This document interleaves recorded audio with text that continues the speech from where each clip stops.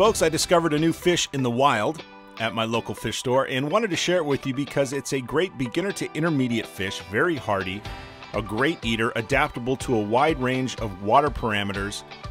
And I knew nothing about this fish until I saw it in the fish store. Now, I did make mistakes after purchasing this fish, and I want to share those in the video so that you don't make the same. But in case you're interested, coming up, the newest members of the den, the Golden Wonder Killifish, coming up.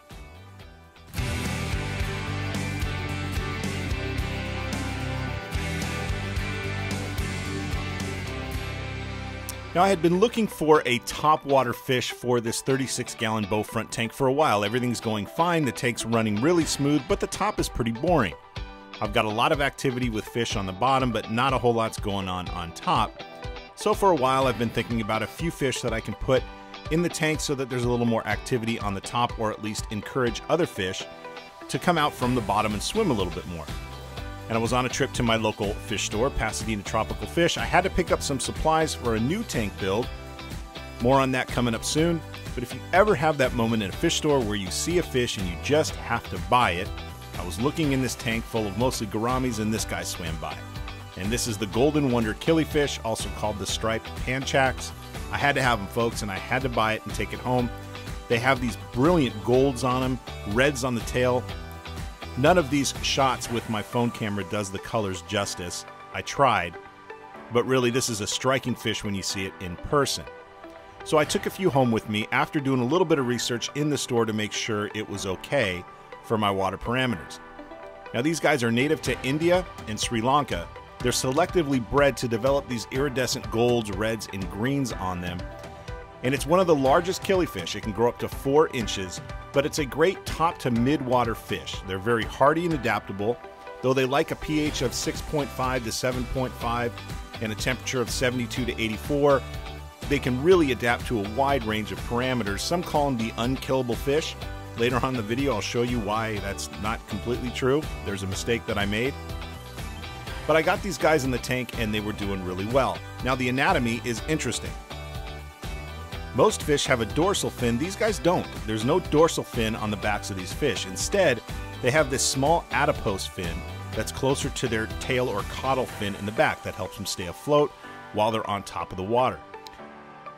Now, one of the coolest things about these guys, they have a third eye. Yes, folks, we have a fish with 3 eyes. They've developed what's called a parietal eye on the top of their head due to evolution. Now, this is for them to watch out for predators since they are a topwater fish. They've developed this third eye as a warning system to try to see birds that might come down and snatch them up. So very cool. We have a 3-eyed fish. Now, these guys are carnivores. They're micro predators, so you want to feed them a high protein diet. They won't eat a lot of food that drops below the top to mid water, but their mouths are huge. They can open them a lot bigger than you might think. So they can eat any fish that can fit in its mouth. Appropriate tank mates, apistos, larger tetras, cories, barbs. I have them in with my pair of cribs. The cribs ignore them, no problem there. The clown loaches ignore them. I have them in with my emperor tetras and mollies and a Siamese algae eater. Everybody gets along just fine, but definitely keep a ratio of at least 2 females to 1 male. I made a mistake there. I'll talk about later on in the video. They'll eat just about anything. They've eaten anything that I've offered them so far. Here they are eating some vibrobites right after a water change. And they fit a ton of food in their mouths. They can't always handle it all. They have to spit it out and go back and eat it again, like a lot of fish do. But they haven't been picky eaters. They've eaten everything that I've offered them.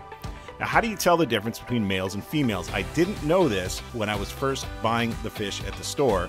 More on that here a little bit later. Very easy to sex these guys. The females are a lot drabber looking. They're pink and a little bit bluish. The males have a lot more yellow color in them, a lot more reds. They're a lot more colorful than the more drab females. The females are pinkish with some blue specks in them, but not a whole lot of color with the females. Now, the female's anal fin is also a lot shorter than the male's. It doesn't extend all the way out to the caudal fin like it does with the males. So these are really easy to sex. Here's a male. You can see how the anal fin extends all the way out to the caudal fin. You can tell that's a male right there, but really just look at the color difference because it is striking. Now, males also have a little bit more green in their eyes, where the female's eyes around the pupils are just plain white. So very easy to sex these guys, but I didn't find that out until after I got home. More on that here in a second. But even from this shot, you can certainly tell the difference between the male in the background that has the bright yellows and reds and the kind of the drab colored female by the power head. So very easy to sex these.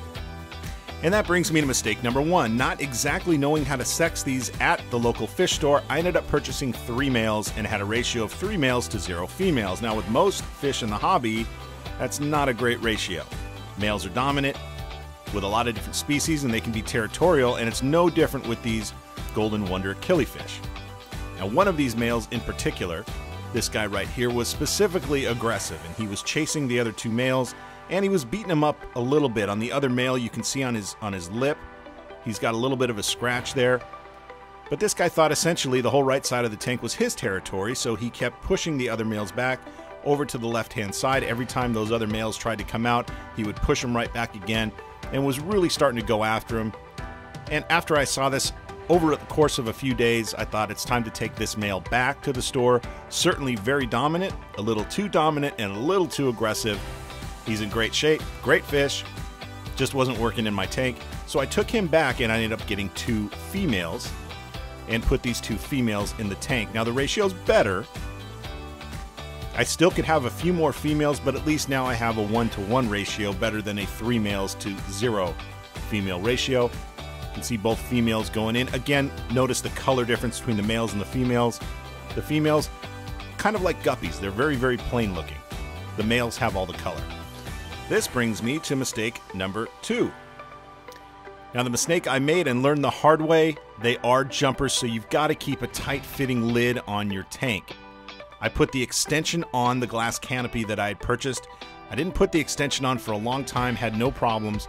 All I had was a little open area at the back of the tank. Everything else was tight fitting, but unfortunately one of the females jumped through that space and I found her on the floor the next day.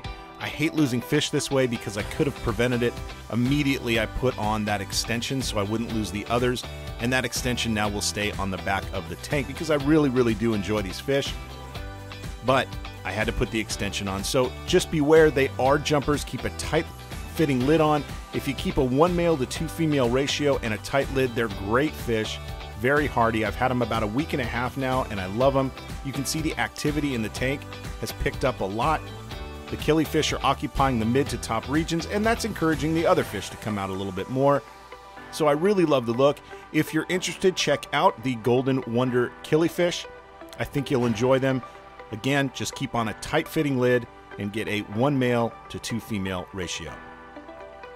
Folks, I appreciate you watching. Please like, comment, and subscribe for future content. We'll see you soon.